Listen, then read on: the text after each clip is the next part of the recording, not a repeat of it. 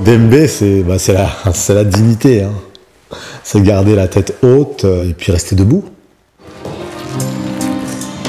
Bon, vas-y, tape-moi là.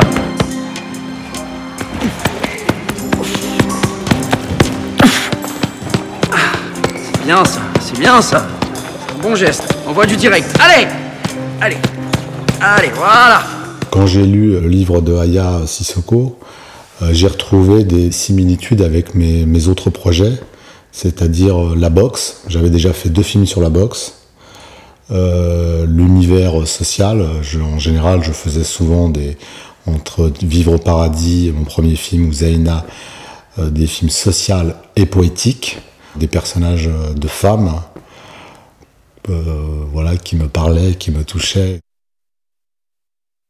J'ai travaillé avec un scénariste qui s'appelle Pierre Linard, qui était vraiment un scénariste, voilà, qui écrivait le projet. Moi, je faisais une grosse collaboration, on va dire.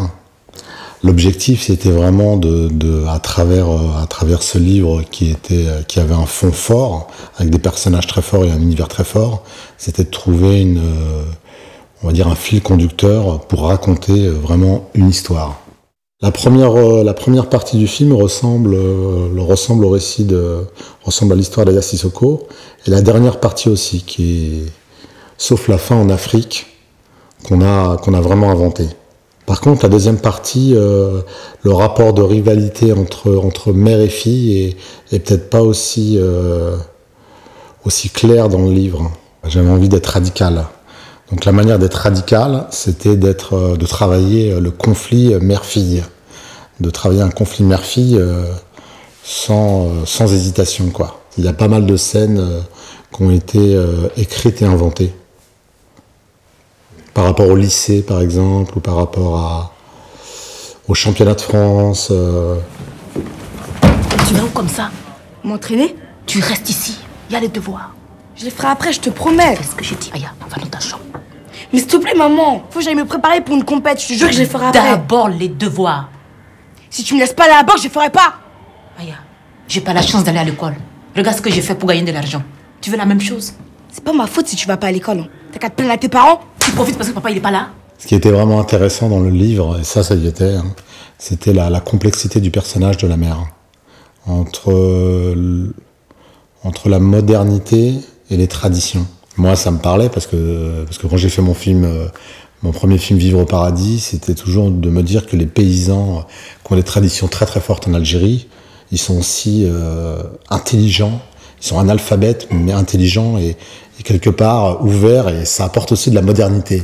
Et Massiré, c'est un peu la même chose en fait, parce que elle est moderne, elle a les traditions, elle est prise entre les deux choses. Et elle dit, moi je veux que ma fille vive comme une Française. Et ça, la communauté ne l'accepte pas, quoi. Et pour Aya, la seule manière de trouver une voie, c'est la boxe. Allez Aya, viens, allez, enchaîne. Tourne, c'est mieux, viens, plus haut les bras. Allez, on change. La boxe, c'est visuel, c'est du cinéma, il y a un côté spectaculaire. Je connaissais la boxe parce que j'avais fait 2 films sur la boxe. Donc j'avais fréquenté les salles de boxe pendant 6 mois, 1 an. Et la boxe, la boxe, ça me touche en fait. Le boxeur me touche. Je connaissais pas les boxeuses, mais le boxeur en lui-même me touche en fait. Par ses réactions, par sa pensée, son intelligence. J'ai découvert des gens qui avaient une éducation, une vision, une culture et une force aussi, une force et une violence qui était pour moi un peu à part. La mère, elle essaye de se battre pour la justice et elle, sa seule voie, c'est de boxer et de s'en sortir à travers la boxe. Donc c'est sa seule survie, elle le dit à la fin, elle dit moi, la boxe c'est ma vie et c'est comme ça que je donne la dignité à papa, à mon père, quoi. Tu sors quand, maman? Je sors bientôt. Et papa et Massou? Ils sont encore malades. Ça va, Moussa? On peut les voir? Pourquoi? Il faut être patient. Je veux les voir. Aya, qui m'intéressait, c'est d'essayer de voir des visages que je connaissais pas. Je voulais aussi faire du casting sauvage, donc on a fait du casting sauvage à Tremblay-les-Gonesse, dans pas mal de cités, je sais plus, dans d'autres banlieues. Et je voulais voir le maximum de monde et je voulais faire le maximum d'essais. Donc tout ça a été assez compliqué, un peu pour la production. Donc je demandais, je crois que j'ai demandé des semaines en plus de casting. On fait des lectures, on travaille les scènes, on les fait bouger dans un espace, on entend leur voix, on voit comment ils marchent, les réactions qu'ils ont, les moments où ça va pas, on teste des scènes. 1 mois et demi, 2 mois de travail comme ça. J'essaie d'avoir le maximum d'heures de coaching, on appelle ça coaching aujourd'hui, de répétition. Je fais ça avec les enfants, je fais ça avec les adultes, je fais que ça avec les professionnels aussi comme Bruno Lochet. J'ai pas fait ça avec Thierry Caravaca. J'essaye de mélanger les gens, de faire rencontrer les gens, d'essayer des choses. Je prépare les acteurs et plus on avance et plus j'essaie de mettre une pression qui monte et un danger et pour avancer jusqu'au jour du tournage. Je crois que pour moi, le scénario et les acteurs, c'est le film. Après, la mise en scène, c'est le découpage, c'est le travail. Donc j'essaie de miser tout là-dessus, en fait. La boxe, c'est compliqué. Ils avaient des doublures.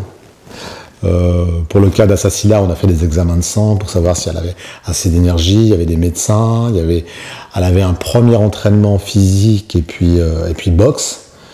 Et après, elle avait 3 entraîneurs pour les chorégraphies, les championnats de France. Il y avait le bac, l'école et puis le travail d'acteur. Il fallait être performant aux 3, quoi. Donc elle a rencontré après les 3 personnes qui s'appellent, c'est quelqu'un qui travaille sur les chorégraphies, qui s'appelle Figlart, qui a commencé à travailler avec elle. Et là, c'était plus intense. Et là, elle progressait, elle devenait de mieux en mieux.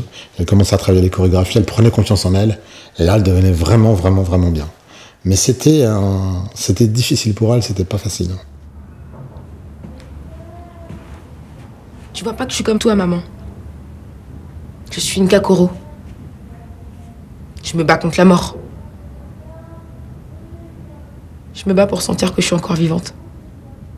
Il y a une chose dont on n'a pas parlé, dont on a traité dans le film, un fil conducteur, c'est le deuil. C'est comment résoudre le deuil. Et c'est là où ces gens sont presque morts et ils essayent de survivre et de garder le dembé, la dignité.